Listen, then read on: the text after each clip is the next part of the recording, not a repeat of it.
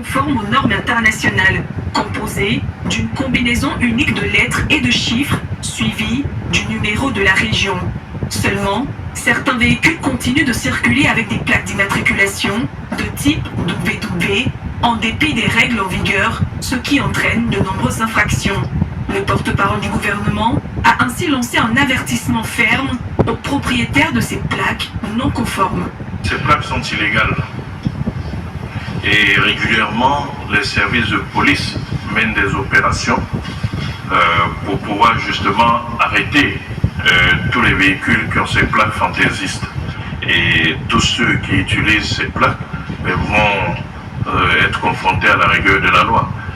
Sauf que quand la police commence les opérations, comme par enchantement, elles disparaissent tous, ce qui montre bien que les utilisateurs de ces plaques sont conscients qu'ils sont dans l'illégalité.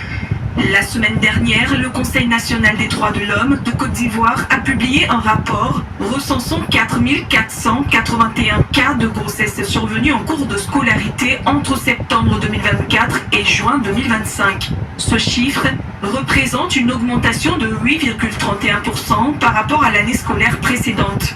Toutefois, Amadou Koulibaly a contesté ces données, annonçant une baisse réelle du phénomène, tout en réaffirmant la détermination du gouvernement à lutter contre ce fléau. Ces chiffres sont différents de ceux du ministère de l'Éducation qui note plutôt une baisse. C'est un sujet qui reste préoccupant, c'est vrai.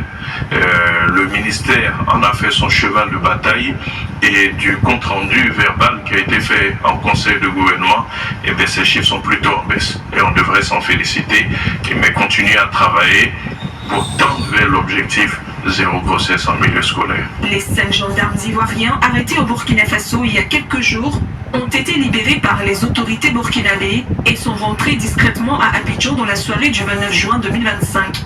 Ils avaient été interpellés le 21 juin par les volontaires pour la défense de la patrie, un groupe civil armé appuyant l'armée burkinabé alors qu'ils effectuaient une patrouille sur un site d'orpaillage illégal à Calamon, près de la frontière entre la Côte d'Ivoire et le Burkina Faso.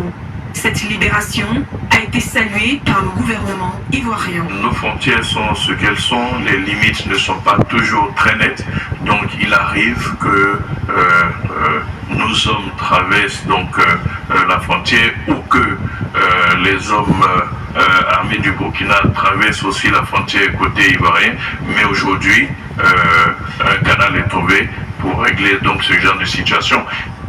Sonore. Le gouvernement ivoirien se réunira dans 2 semaines avec pour objectif d'adopter des mesures visant à améliorer le bien-être des populations.